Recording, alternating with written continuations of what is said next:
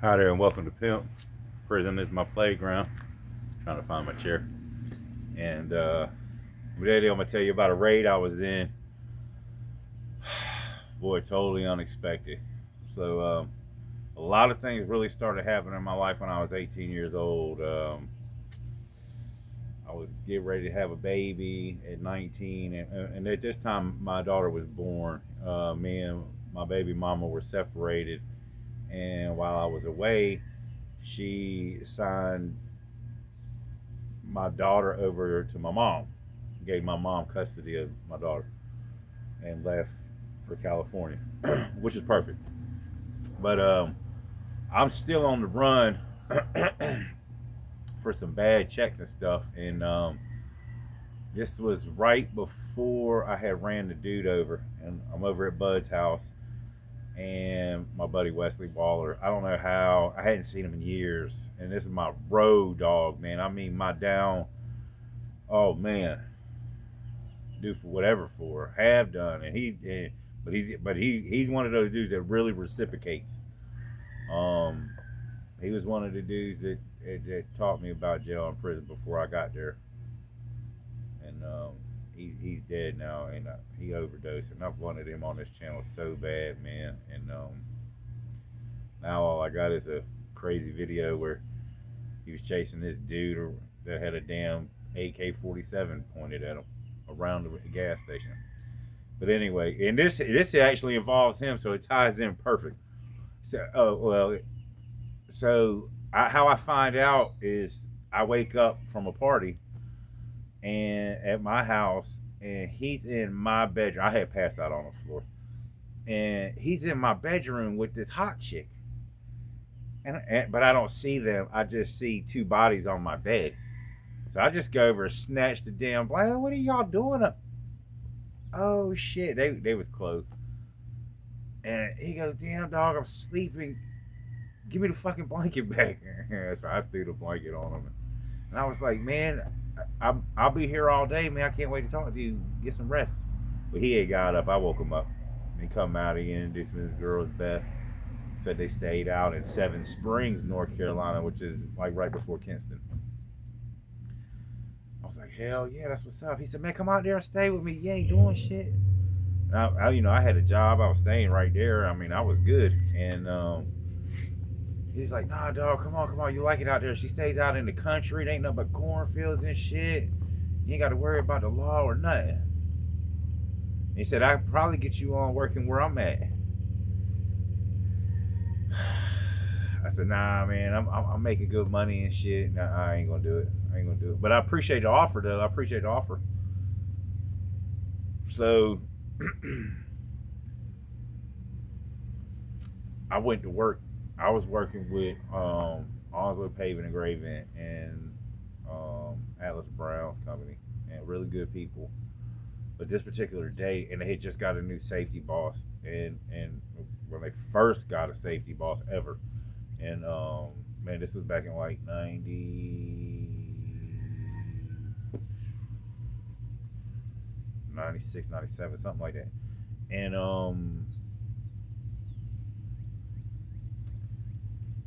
I was the driver, but the foreman was the passenger, and he hooked this trailer up that had a steamroller on it. And the damn, and we're getting ready to go on. I don't. You probably don't. If you don't know, you don't know. But Camp Lejeune, Lejeune. I still say Lejeune. But it's Lejeune, and it's a base, and you got to go 4 lanes across this bridge. It used to be driftwood, but it's platinum. And when I crossed that bridge, there was a lot. There was separation between me and traffic in the back, and folks, 4 lanes of traffic, probably half a mile long, bumper to bumper, asshole to elbow. I mean, just looks like solid lines of cars.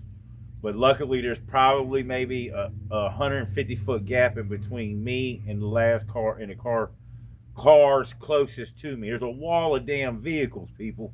The trailer falls off. It's a big ass trailer, man. It's like an 18-foot trailer.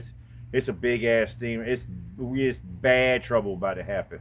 I seen it fall. Now there ain't nothing I could do at this point. I just pulled over, but I'm watching in the rear view mirror, and I see the damn trailer, and it's getting ready to plow. I mean, dead bowling pin in the middle, and just gonna cause a bad chain reaction. Those cars can't do nothing. They can't do shit. That's it. They just gotta accept whatever's about to happen, and everybody banging into them afterwards. At the last damn second, that trailer shot into the ditch. And mind you, we just crossed the bridge. That's the New River. Bam! No, I think that's White Oak River or Northeast Creek. But it's a water, and it just missed that too. Fell in a perfect spot. Anyway, I was wanted by the law. I got gone. Atlas came out there. I filled out the little damn report. Started walking. The safety manager came, picked me up, took me back. It was a Friday. I got my check, and I called Wes, and I said, "Hey, come get me, buddy. Can you come get me?" And he said, "Yep." So he come got me, and that started me out there. Well, Wes was on the run because he got in some trouble out in Havelock, Morehead City, somewhere out that way. And I don't even know how he hooked up with this girl, and she was pretty too. She was cool as hell. And but she had this trailer, and it was perfect. I mean, there was nothing but cornfield. You couldn't see a house for shit. One road cornfields. That's it. It was some woods in the back. So everything's good, man. Bring Jason Monday out there. Bring David Lee out there. Pat comes out there. We just have a good time when we together. You know what I mean? They leave. Man, I had never worked when I went out there. I think I was out there about 4 or 5 months, and I did the landscaping and cleaned the house and shit, and I had some money. I'm in the house one day watching the Chicago Bulls basketball game, smoking reefer out of a bowl. It's smoky as shit. And I smoked 3 packs of Marlboro Reds every day at that time. And the whole house is just smoky. It was like 100 degrees outside, so the air conditioner on, so I couldn't open the doors by so much to let the smoke out. And at this time, I'm chiefing it. You know what I mean? I'm getting high as hell. And I hear gravel crunching. And you had to come off the main road, and then the driveway was maybe 50 to 100 feet off the road. It was a good piece back off the road, and that road coming off the thing was gravel. And you could hear the crunch, and I heard the crunch, but I heard multiple crunches. And I said, "Oh shit!" And it was nobody's supposed to be home at this time. So, and nobody had ever come over the whole time I've been here, so it's real suspicious as shit. So I go look out the window, folks, and there are so many Lenior County Sheriff's Department cars that I can't even count them. I mean, they're 12, 13 of them. They are every damn where. At that moment, and the trailer was long ways like this. So when you looked out, you seen the road. I opened. They knocked at the door. Lenior County Sheriff's Department. We got a warrant. So I opened up the door. When I opened up the door, folks, man, it's just a big ass cloud of smoke started. I mean, a boom, like a plume, like Mount St. Helens erupted. It was just a boom. It was flowing out. It finally had it found easy access. But before I opened that door, I had took the weed, and the entertainment system had a fake pull out, and I shoved the weed and shit up in there.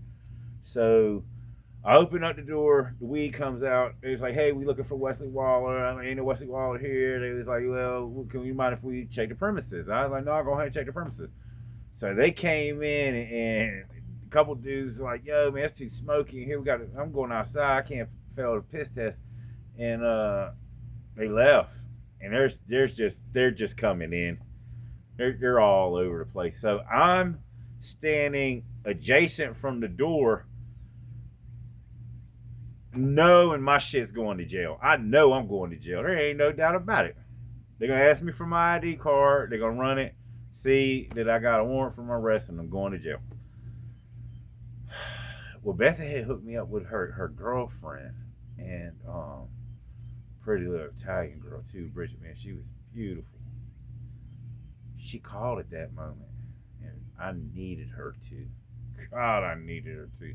I think we were going to do something that day or even the next day, and I had some hickeys on my neck from her. And one of the cops had made mention of, oh no, he made mention of it later. But so I'm talking on the phone with her and shit, and that's caller ID was a thing then. It didn't come up on your cell phone. It was a damn electronic pad looking device that you had to buy separate on your phone, and the shit popped up there like that. So the damn caller ID started ringing, and it was Wesley Waller saying he was on his way, and the cop saw it, and he was like, if you tell him, and see what I didn't know, and they had roadblocks coming into the place. They weren't just all there. They had roadblocks. I mean, they was coming to get him, because he's a little wild character. He like he don't like when I get busted with the cops. I go, freeze. He might not do that. So they put out a thing, and how this is coming about. How this is coming about is he went to a local pizza shop, and for whatever reason, he thought he was disrespectful. He got that mindset. That's what we talk about on this channel. He got that mindset that he ain't afraid to go to jail. He ain't afraid to go to prison. If you disrespect or do anything he don't like, man, he is out. He'll jump out his skin to beat your ass. He is crazy. He's crazier than I am.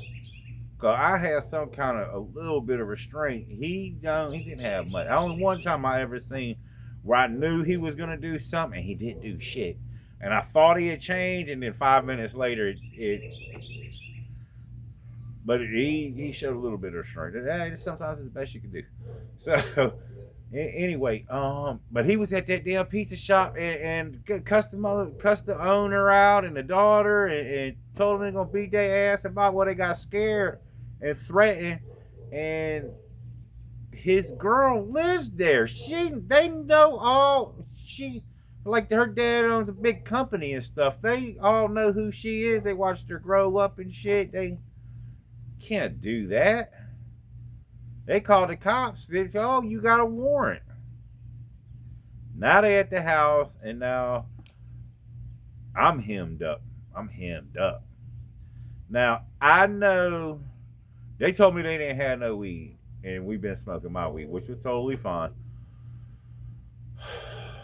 But there was 12 pot plants that was supposed to be in the woods. Remember farm woods? Well, they would spend so much days inside and then so much days outside. And they were getting nice. They were beautiful, man. And I was sitting there on the phone. Oh, so Wes calls, and I talked to him, and I can't tell him shit. So we just talked for like 5 minutes, and he said he was on his way, and blah blah blah. And we hung up. That was basically a conversation. So back on the phone with old girl, I tell her I'm gonna go start getting ready, and this would let me know, because I've already given up my driver's license, and so I go into my bedroom and start getting dressed, take my clothes off, do cop see the hickey, start talking shit. Oh man, you must have got crap going on, blah blah. Come back out. I'm sitting on the couch, putting on my shoes and shit, and they was like, "Yo, cut the radios." There ain't none of this shit. Like I said, this is back somewhere between 90. My daughter was born in 96, so somewhere between 96 and 97, 98 maybe, early. And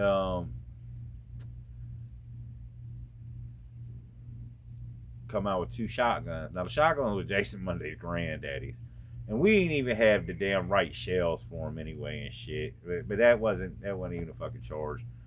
But they got brought out. And the next thing you know, here come a quarter bag, 2 bowls, and some paraphernalia. It was drugs and paraphernalia. It was a bag of pot and paraphernalia.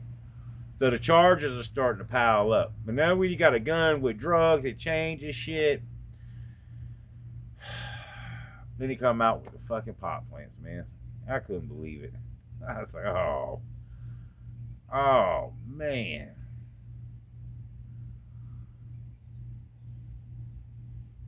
It was so pretty too. It'd been a while since I even seen him.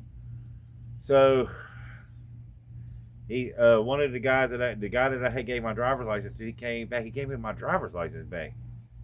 And normally I was ready to hear, okay, Mr. Jakowski, if you just put your hands up on the wall and spread your legs right quick, we'll do a pat down before we put these handcuffs on you. I knew that was coming, you know.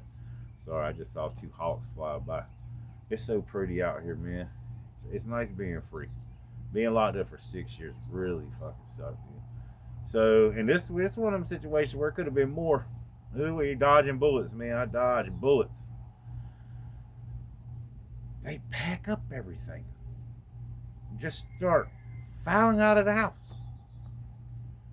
A bunch of them. They're coming in the back door and shit.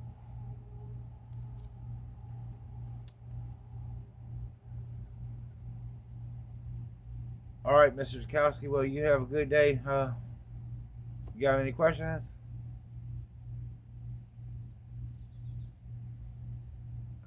No. Y'all have a good day too. Wesley had got. I didn't even find this out till later. You know what I mean? Wesley had got pulled over with his brother, which I didn't know that neither. At the first checkpoint, at the first roadblock that they had set up for him, and he would do a couple months. Yeah, because he couldn't get out on bond. He was out on bond and was running. And when you do that, you don't get to go. You don't get to get a new bond. You got to wait till your court date. He had to wait till his court date. So at his court date, this is what happens. This is what happened.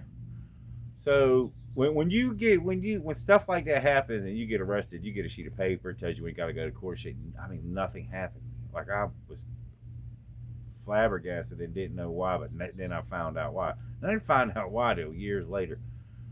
When I let them in, they were looking for Wesley Waller. The search warrant was for Wesley Waller, so they really didn't have permission to look for drugs. They had to permission to look for a body, and he wasn't wanted for drugs anyway. So this is where the law sometimes will help you. It became a legal search and procedure due to the grounds of you wasn't supposed to be looking for that. You look too hard. And they dropped it. So all that was for nothing.